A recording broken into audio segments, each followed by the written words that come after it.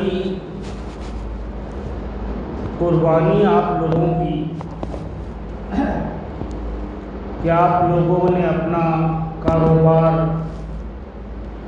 اور مشغولیات کو چھوڑ کر صرف جمعہ کی نماز ادا کرنے کے لیے آپ لوگ آئے ہیں اللہ کا مہمان بن کر۔ تو کتنے نصیب والے ہیں کہ اللہ نے آپ کو بلایا میزبان بن کر اور آپ آئے ہیں مہمان بن کر۔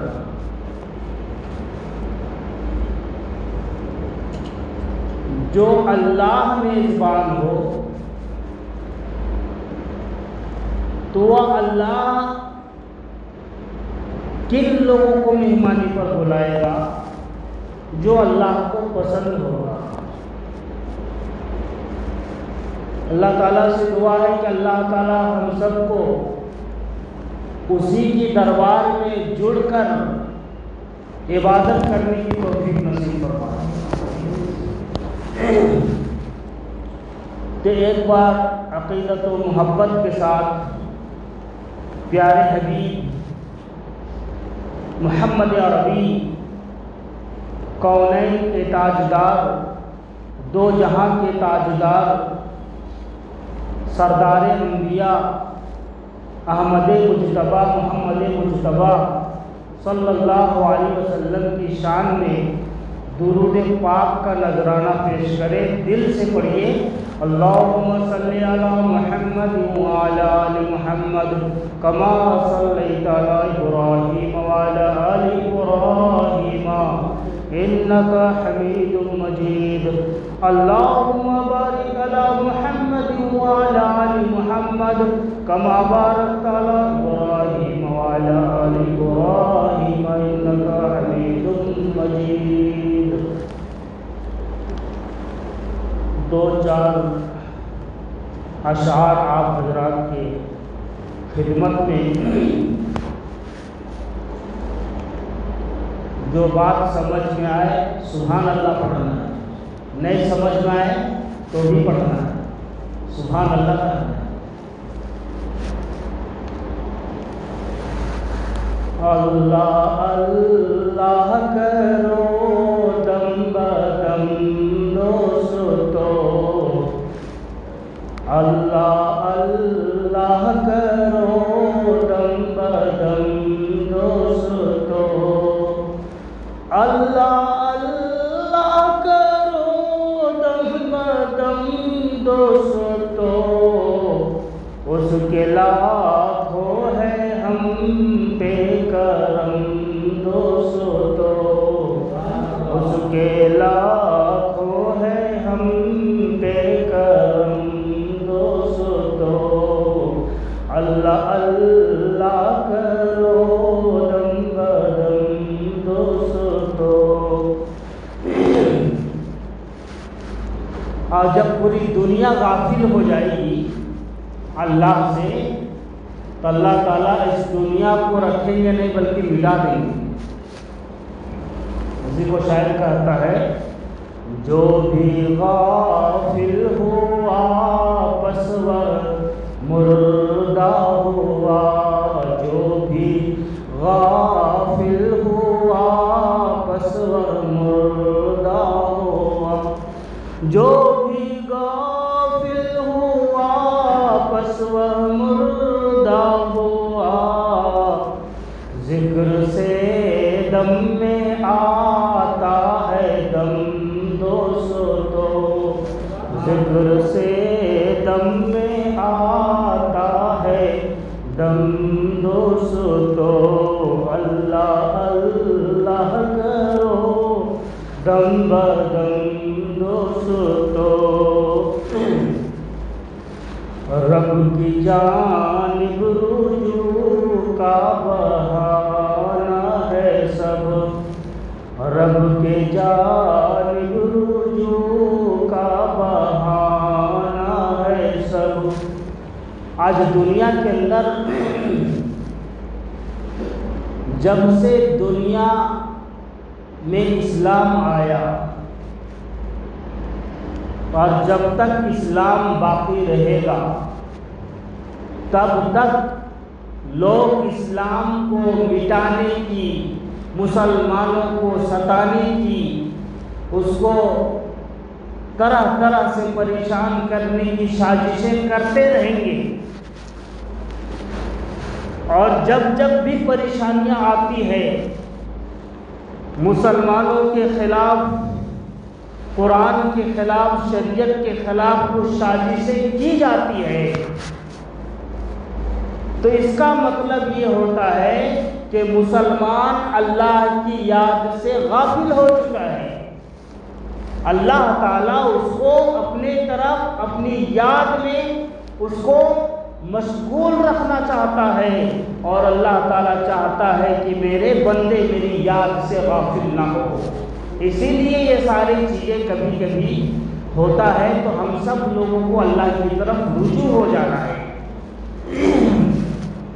اسی کو شاعر کہتا ہے، رب کی جانب رجوع کا بہانہ ہے سب، رب کی جانب رجوع کا بہانہ ہے سب، رب کی جانب رجوع کا بہانہ ہے سب، اہل باطل کے جور و ستم دوستو، اہل باطل کے جور و ستم دوستو، اللہ اللہ کرو دم بدم دوستو، اس کے لاکھوں ہے ہم پہ کرم دوستو۔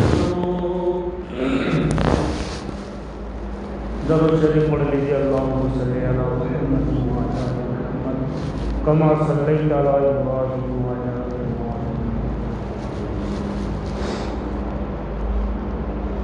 آج میں نے آپ حضرات کے سامنے قرآن مقدس کی ایک چھوٹی سی آیت تلاوت کی ہے۔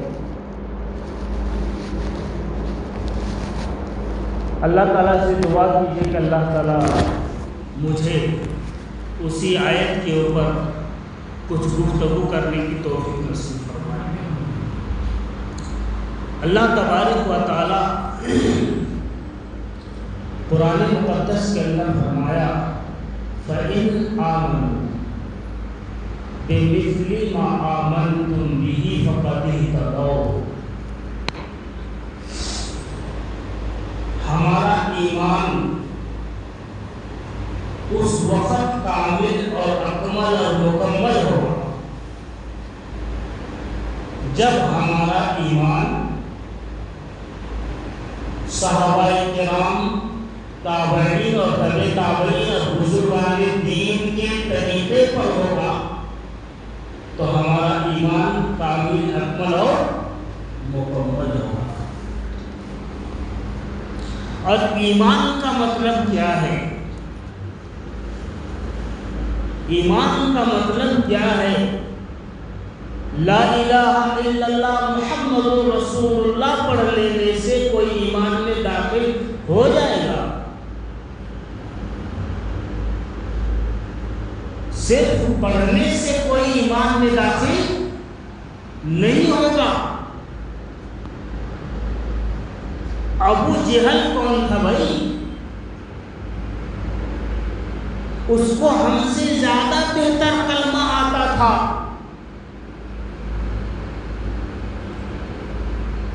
ہم تو لا الہ الا اللہ محمد رسول اللہ کیا کیا کیوں پڑھ دیتے ہیں، الہ بول دیتے ہیں، کیا کیا کیوں بول دیتے ہیں۔ نہ ہمیں لا کا معنی معلوم ہے، نہ اللہ کا پتہ معلوم ہے، نہ اللہ کا کچھ مطلب معلوم ہے۔ لیکن ابو جہل وہ شخص تھا جو لا کے مطلب بھی جانتا تھا، اللہ کا مطلب بھی جانتا تھا، اور اللہ کا مطلب بھی جانتا تھا، اور جان کر کے پڑھتا تھا لا الہ الا اللہ محمد رسول اللہ، پھر بھی وہ ایمان والا نہیں ہوا۔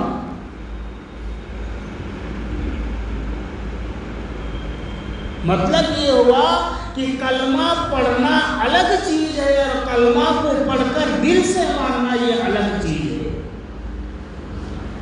جب تک آپ کلمہ کو دل سے نہیں مانیں گے کہ بے شک اللہ ہی مارنے والا ہے، اللہ ہی جلانے والا ہے، اللہ ہی کھلانے والا پلانے والا ہے، عزت اور شہرت کا مالک اللہ ہے، موت اور حیات کا مالک اللہ ہے، مصیبت اور پریشانی دینے والی ذات اللہ کی ہے، جب تک آپ کو اس بات پر کامل اکمل اور مکمل ایمان نہیں ہوگا اور یقین نہیں ہوگا تو آپ کا ایمان کامل اور مکمل اور اکمل نہیں ہو سکتا۔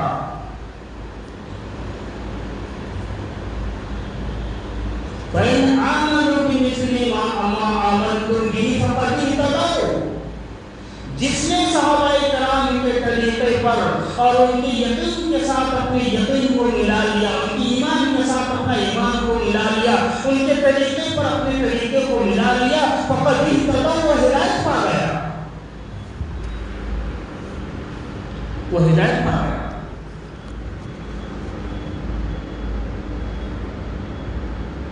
اب ایک جماعت کیا کہتی ہے سنو، قرآن کا کیسے کیسے ترجمہ ہو رہا ہے سنو۔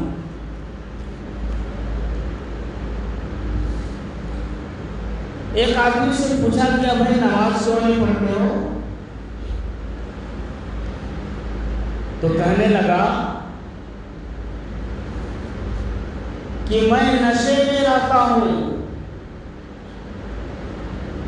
اور قرآن تو نے نہیں پڑھا، لا تقربوا الصلاة الا وانتم سکارى، لا تقربوا الصلاة الا وانتم سکارى، نماز کے قریب بھی مت جاؤ اگر تم نشے کی حالت میں ہو، نماز کے قریب بھی مت جاؤ اگر تم نشے کی حالت میں ہو۔ تو وہ پیر صاحب کہنے لگے میں تو ہمیشہ نشے میں رہتا ہوں، اور سن لو بیڑی سگریٹ کا نشہ نہیں ہے، دارو شراب کا نشہ نہیں ہے، گانجا اور بھنگ کا نشہ نہیں ہے، میں تو اللہ کے عشق میں ڈوبے ہوئے رہتا ہوں، نشے میں رہتا ہوں، اس لیے میں نماز نہیں پڑھتا، اس لیے میں نماز۔ تو اتنا بڑا یہ حوالہ بنا رہا ہے لوگوں کو، اس لیے کہ خود اسے قرآن سمجھ میں نہیں آیا۔ نشہ سے کون سا نشہ مراد ہے؟ توحید کا نشہ مراد نہیں ہے، عشق الہی کا جام مراد نہیں ہے، بلکہ نشہ سے مراد وہ نشہ مراد ہے جس نشہ کو انسان پینے کے بعد، جس نشہ کو کرنے کے بعد انسان کا دماغ معاف ہو جائے، دماغ سے پہچاننے کی صلاحیت نہ رکھتی ہو۔ تو کہنے لگا کہ میں تو عشق الہی میں ڈوبا ہوا رہتا ہوں، ہمیشہ نشہ میں رہتا ہوں، اس لیے نشہ کی حالت میں نماز، اللہ تعالیٰ خود قرآن میں فرما دیا لا تقربوا الصلاة الا وانتم سکارى، کہ نماز کے قریب بھی مت جاؤ اگر تم نشے میں ہو۔ تو ایسے حال ہے پیروں کا، ایسے حال ہے ڈھونگی باباؤں کا، جو اللہ کے ولیوں کے نام سے، اللہ کے سچے دوستوں کے نام سے اور ڈھنگ رچا کر کے کہتے ہیں کہ میں تو نشے میں ہوں۔ تو ایسے باباؤں، ایسے پیروں سے اللہ ہماری حفاظت فرمائے، اللہ ہمیں سچا پکا رہبر اور رہنما عطا فرمائے۔ اور ایک جماعت کہنے لگی کہ وہ 40 سال تک نماز نہیں پڑھتا، 40 سال تک نماز معاف۔ ان سے پوچھا گیا کہ بھائی آپ 40 سال کے بعد نماز شروع کرتے ہو، کیا بات ہے؟ تو کہنے لگا تجھے نہیں معلوم، کملی والے آقا حضرت محمد رسول اللہ صلی اللہ علیہ وسلم کو نبوت 40 سال کے بعد ملی تھی، اور 40 سال کے بعد اسے حکم ہوا تھا نماز پڑھنے کا، اس لیے میں ان کے نقش قدم پر چلتا ہوں، اس لیے 40 سال تک کوئی نماز۔ اب جو کم پڑھے لکھے لوگ ہوں گے وہ بھٹکیں گے بھائی، آرام سے بھٹک جائیں گی، بات صحیح ہے۔ لیکن میں یہ پوچھنا چاہتا ہوں کہ نبی کریم صلی اللہ علیہ وسلم کی 40 سال والی بات تو یاد آ گیا تجھے، لیکن 40 سال کے بعد جو نبی کریم صلی اللہ علیہ وسلم کو طائف والوں نے ستایا ہے، ان کو مارا ہے، پیٹا ہے، نبی کریم صلی اللہ علیہ وسلم کئی دنوں تک بھوکے رہے ہیں، صحابہ کرام کی قربانی کی ہے، اپنا وطن کو قربان کیا ہے، اپنا گھر بار کو چھوڑا، یہ سب چیزیں تم کیوں نہیں کرتے بھائی؟ یہ سب چیزیں کرنے کے نبی صلی اللہ علیہ وسلم کا طریقہ نہیں ہے، ان کا اخلاق نہیں ہے، ان کی سیرت نہیں ہے۔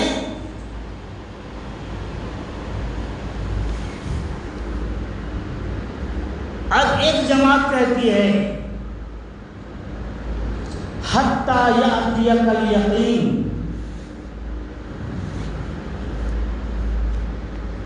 جب نماز کے بارے میں یقین ہو جائے، اسلام کے بارے میں یقین ہو جائے، یقین ہو گیا نماز وقف، حتی یأتیک الیقین، تو یقین سے مراد یہ لوگ اس یقین کو دے لیا، یقین سے مراد یہ نہیں ہے، بلکہ اللہ تبارک و تعالیٰ قرآن مقدس کے اندر فرماتا ہے اللہ کی عبادت بلوغیت سے لے کر کے قبر تک، یعنی موت کے آنے تک، یقین کے مطلب موت جب تک تمہارے اوپر واقع نہیں ہو رہی ہے تب تک تجھے اللہ کی عبادت کرنا ہے، اس کے فرائض کو ادا کرنا ہے اور اس کے ممنوعات پر رکنا ہے تجھے۔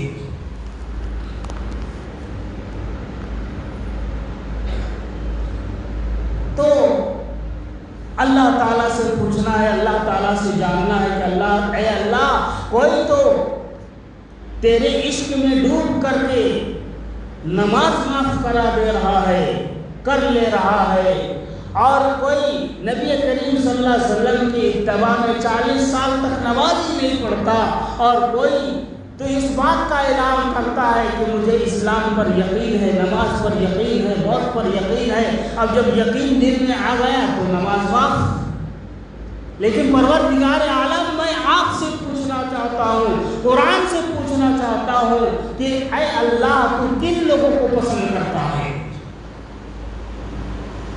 تجھے کون لوگ پسند ہے؟ بیوٹی پارلر والے پسند ہے یا عام لوگ پسند ہے؟ کون پسند ہے تجھے؟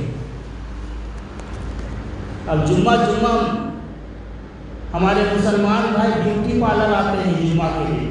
مسجد کیا ہے بھائی؟ کیا ہے یہ بیوٹی پارلر؟ کیا ہے؟ یہاں خوبصورت بننے کے لیے آتے ہیں۔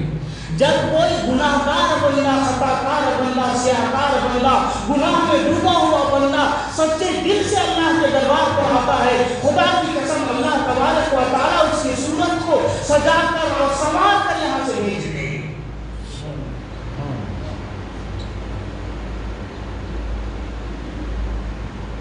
تو اللہ تبارک و تعالیٰ نے تعالیٰ سے پوچھا گیا کہ پروردگار، تجھے کون لوگ پسند ہے؟ کون لوگ تجھے پسند ہے؟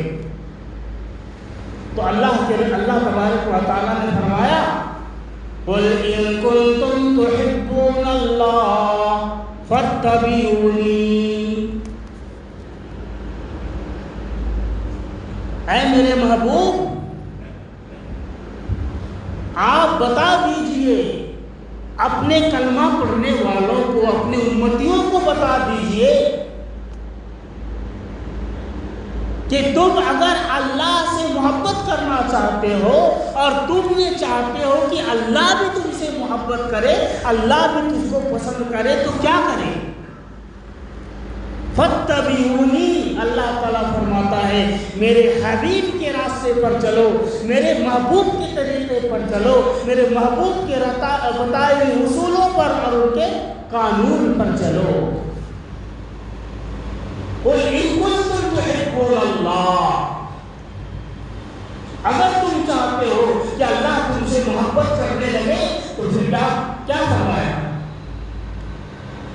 میرے محبوب کے بتائے ہوئے طریقے پر چلو۔ اب محرم کا مہینہ چل رہا ہے، یہاں پر ایک سے بڑھ کر ایک حسین کو دیکھے ہوں گے آپ، نام نمود حسین، یا حسین کا نعرہ لگانے والے، یہ نام نمود والے ہیں، یہ واہ حسین کہنے والے کہاں ہے؟ لوگوں نے تو ڈھول تاشے بجا لیے اور علم لے کر کے پھر لیے، گلی گلی میں چندہ جمع کر لیے، کھائے پیے سو گئے۔ لیکن کچھ اللہ والے ایسے ہوتے ہیں جو محرم کی پہلی 9 تاریخ کو اور 10 تاریخ کو روزہ رکھتے ہیں اور پیارے نبی صلی اللہ علیہ وسلم کے طریقے کو اپناتے ہیں، اور وہ یہ کہتے ہیں کہ میرے آقا حضرت محمد رسول اللہ صلی اللہ علیہ وسلم نے فرمایا ہے کہ محرم میں 9 کے تاریخ پہ روزہ رکھو یا 10 تاریخ کو روزہ رکھو یا 10 یا 11 کو روزہ رکھو، یہ میرے نبی کی سنت ہے، میں نبی کی سنت کو پر چلوں گا، ان کے بتائے اصولوں پر چلوں گا، اتباع کروں گا میں۔ تو کچھ لوگوں نے اتباع کیا، جنہوں نے اتباع کیا وہ کامیاب ہو گئے، اور جو علم لے کر کے پھرتے رہے، ناچتے رہے، گاتے رہے، تو اللہ کیا جواب دے کہ اللہ انہیں ہدایت دو۔ دعا کیجئے کہ اللہ تعالیٰ تمام امت مسلمہ کو ہدایت عطا فرمائے۔ تو فاتبعونی یحببکم اللہ، کہ تم اللہ کے رسول صلی اللہ علیہ وسلم کے بتائے اصولوں پر چلو، اللہ تم سے محبت کرنے لگے گا۔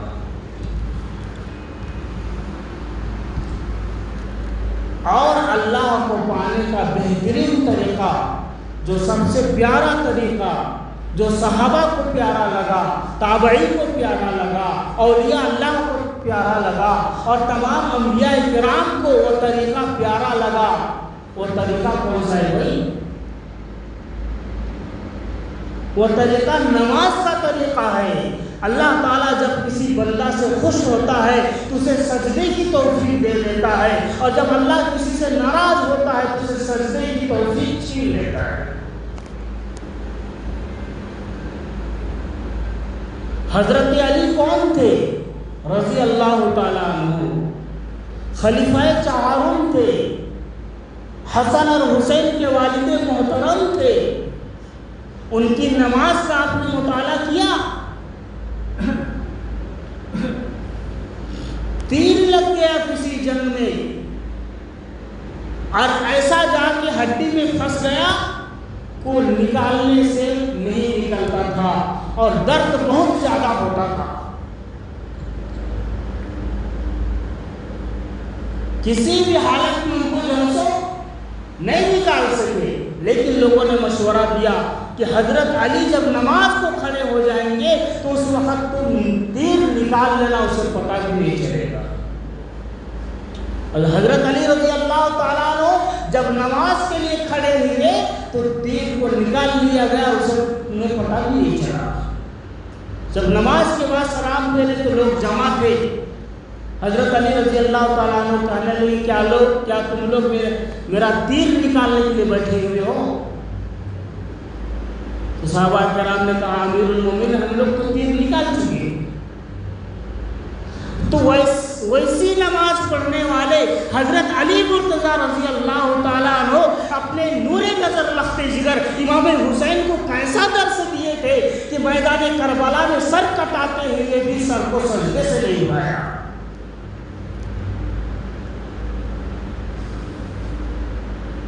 تو محترم دوستو، ہم اپنی اولاد کو جیسی تربیت دیں گے وہ اولاد بھی اسی طرح سے تیار ہوگی۔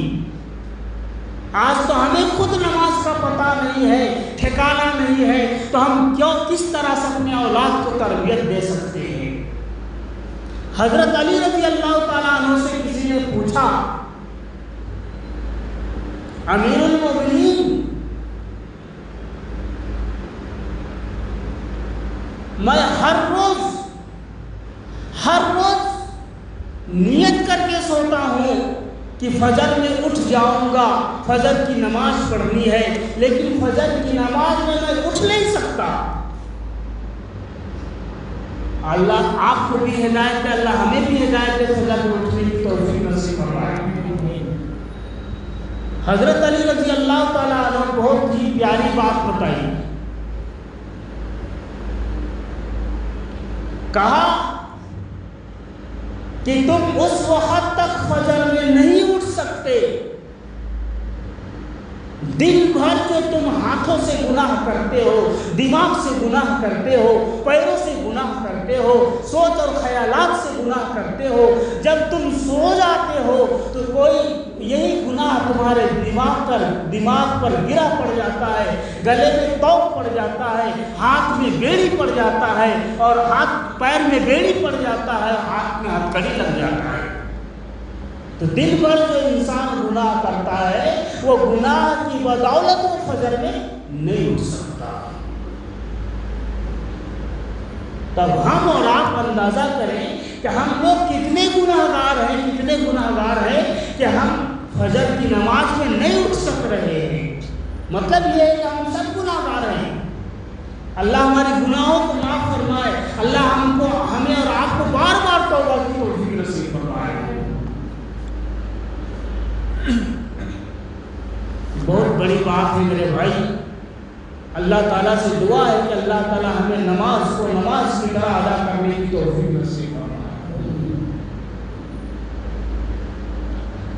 تو اللہ تبارک و تعالیٰ نے صحابہ کو معیار بنایا، صحابہ کرام کو کسوٹی بنایا کہ جو میرے صحابہ کرام کے معیار پر اتر گیا، جو میرے صحابہ کرام کی کسوٹی پر اتر گیا، ہم اسی کو قبول کریں گے. اسی کا ایمان اللہ کو منظور ہے، اللہ کو درکار ہے، باقی لوگوں کا درکار نہیں ہے.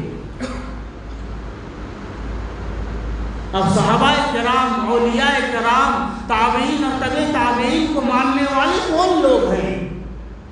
خالی دعویٰ زبانی کرنے سے نہیں ہوگا، بلکہ اس کو عملی میدان میں اترنا پڑے گا ہمیں اور آپ کو.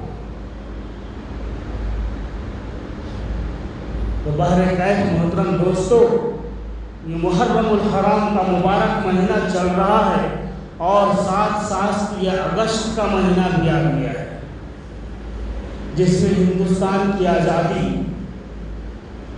15 اگست. آج مسلمان سیاسی میدان میں کوسوں ہے. ہندوستان کی تاریخ اسے یاد نہیں ہے. اگر کسی کو یاد ہے زیادہ سے زیادہ تو 26 جنوری یاد ہے اور 15 اگست یاد ہے. بس وہ اس لیے یاد ہے کہ اسکولوں کے اندر 15 اگست کی اہمیت کو بتایا گیا اور 26 جنوری کی اہمیت کو بتایا گیا، اس لیے اس کے دل و دماغ کے اندر 15 اگست اور 26 جنوری بیٹھا ہوا ہے. بس ہم مانتے ہیں کہ وہ اہمیت والا دن ہے، قدر والا دن ہے. ہندوستان آزاد ہوا تھا، بہت مبارک دن ہے، مانتے ہیں. لیکن مسلمانوں کی تاریخ صرف 15 اگست اور 26 جنوری یاد کرنے کا دن ہے. آج مسلمان محترم دوستو صرف گاندھی جی کو یاد کرتا ہے. اب اس کے اندر جو علماء کرام قربانی دیے، مولانا ابوالکلام آزاد قربانی دیے، عبدالحق محدث دہلوی رحمۃ اللہ علیہ قربانی دیے، مولانا قاسم صاحب نانوتوی رحمۃ اللہ علیہ نے قربانی دی. ان لوگوں کو کون جانے گا، کون پہچانے گا؟ بھائی آج خود مسلمان کو پتہ نہیں کہ چار ہمارے غیروں کے ہندو بھائیوں کے پاس ہم اپنی تاریخ دوہرائیں تو اسے خود پتہ نہیں ہے. اگر مسلمان نہ ہوتے اور مسلمانوں کی قربانی نہ ہوئی ہوتی، خدا کی قسم یہ ہندوستان آزاد نہیں ہوتا. ہندوستان کو آزاد کرانے والی قوم ایمان والے ہیں، مسلمان والے ہیں. یہ الگ بات ہے، ان لوگوں کا بھی ساتھ تھا، ان لوگوں کا بھی ساتھ تھا، سب کا ساتھ تھا، لیکن سب سے بڑی قربانی مسلمانوں کی ہے اور مسلمان آج اس کو بھول رہے ہیں. تو محترم دوستو، کبھی کبھی ہم اپنے جلسوں میں، جلوس میں، بیٹھک میں، دوستوں کے پاس اور اپنے گھر کے اندر اس کا بھی تذکرہ کریں کہ ہندوستان کے اندر مسلمانوں نے کیا قربانی دی ہے. اور ایک بات ہمارے بوڈو پل کے تمام مسلمانوں کے لیے خاص کر کے میں بار بار کہتا ہوا کہتے ہی رہوں گا انشاءاللہ، جب تک اللہ نے مجھے حیات دی ہے میں کہتے رہوں گا۔ آپ کو اچھا لگے تو ٹھیک ہے، برا لگے تو بھی ٹھیک ہے، آپ میرے کو چند گالیاں دیں گے یا پیٹھ پیچھے برائی کریں گے، اس کا مجھے غم نہیں، لیکن جو حق بات ہے میں تو سے بول کے رہوں گا۔ بات یہ ہے کہ آج گورو کے اندر جو ہے نا قبرستان بہت چھوٹی چھوٹی جگہ پر ہے، وہ بھی ہمارے چند ایک سال پہلے کچھ جدوجہد کیا گیا تو 28-27 گنٹا ایک قبرستان کا ملا، ابھی اس وقت مکمل ابھی وہ بھی نہیں ہوا ہے، بہت پانی کے اندر جو وہ بھی 20-25 گنٹا ہے بس، جبکہ مسلمانوں کی آبادی یہاں بہت زیادہ ہے۔ اور اس سے بڑی بات اور کیا ہوگی کہ آپ کے سی ایم صاحب اعلان کر دیے کہ قبرستان کے لیے 100 ایکڑ زمین مل چکا ہے، جن لوگوں کو قبرستان کی ضرورت ہے، عیدگاہ کی ضرورت ہے یا کسی اور چیز کی ضرورت ہے، مسلمان آگے بڑھے اور اس کو حاصل کریں۔ الحمدللہ الحمدللہ پیرزادی گوڑا کے لوگوں نے حاصل کیا، الحمدللہ نارا پلی کے لوگوں نے حاصل کیا، الحمدللہ میٹ پلی کے لوگوں نے حاصل کیا۔ اگر سوئی ہوئی قوم ہے تو صرف بوڑھو پل کے لوگ ہیں۔ اس کے لیے ہر نوجوان کو جاگنا پڑے گا، صرف وائٹ ٹی شرٹ لگا لے کے وائٹ پینٹ پہن کر کے جھنڈا ترنگا لہرانے سے آپ لیڈر نہیں بن جائیں گے۔ اپنی قوم کے لیے کچھ کر کے جائیے، اپنے قوم کے لیے کچھ کر کے جائیے، تاکہ آپ قبر میں سوئے رہیں گے، لوگ یہاں ہاتھ اٹھا کر کے دعا کریں گے، اللہ تعالیٰ آپ کو جنت الفردوس میں اعلیٰ مقام دے گا آپ کو۔ تو اسی لیے ابھی موقع بہترین موقع ہے، اس موقع سے تمام نوجوان ایک جٹ ہو جائیے، ایک ساتھ ہو جائیے۔ پھول والے کو بھی قبر میں جانا ہے، مالدار لوگوں کو بھی قبر میں جانا ہے، غریب لوگوں کو بھی قبر میں جانا ہے، اور بھیک منگنے والے کو بھی قبر میں جانا ہے، اور 10 منزلہ عمارت میں رہنے والے کو بھی قبر ہی کے اندر جانا ہے۔ لہذا ہر ایک کی ضرورت قبرستان کی ہے۔ محترم دوستو، آپ حضرات اس کے لیے ہر نوجوان کوشش کرے اور آپس میں تذکرہ کر کے اس کو بیٹھک حاصل کرے، اور اس مہینے کے اندر جلد سے جلد اس کو کارروائی کر کے جو ہے 2 ایکڑ کم سے کم اپنی بوڑھو پل کے قبرستان کے لیے جگہ کے لیے آپ جو ہے تیاری کیجیے، جد و جہد کیجیے۔ من جدہ وجدہ، جو کوشش کرے گا پائے گا، من فاتا نوما، من نوما فاتا، جو سو گیا وہ کھو گیا۔ آپ جاگنے کا وقت ہے، ابھی بہترین وقت ہے، ابھی موقع ملا ہے، اس موقع سے آپ لوگ فائدہ اٹھائیے میرے بھائی۔ اللہ تعالیٰ ہم سب کو، آپ کو سب کو ایسے قوم کے لیے، ملت کے لیے ایسے کارنامے، ایسے کام کرنے کی توفیق نصیب فرمائے۔ اور ہمارے پیرزادی گوڑا سے محمدیہ مسجد کی توسیع یعنی تعمیر ہو رہی ہے، اس میں ہمارے نائب صدر صاحب جہانگیر صاحب آئے ہوئے ہیں، اور ایک بزرگ شخص آئے ہوئے چندہ کے لیے۔ آپ حضرات سے گزارش ہے کہ اس مسجد کے لیے جو ہے نا بھرپور تعاون فرمائے، اور اگر آپ اس میں کچھ اپنا حصہ لینا چاہتے ہیں، کنکر وغیرہ، اینٹ وغیرہ، ریتی وغیرہ یا جس چیز کی ضرورت ہے، تو خود آپ پیرزادی گوڑا جا کر کے وہاں پر جو ہے صدر سیکریٹری ہمارے جہانگیر صاحب سے مل کے آپ کو جو دل بولے آپ وہاں امداد کر سکتے ہیں۔ اللہ کے گھر کے لیے اپیل کیا گیا ہے۔ اللہ تعالیٰ سے دعا ہے کہ اللہ تعالیٰ آپ کو، ہم کو سب کو اللہ کے گھر کی امداد کے لیے بھرپور تعاون کرنے کی توفیق نصیب فرمائے۔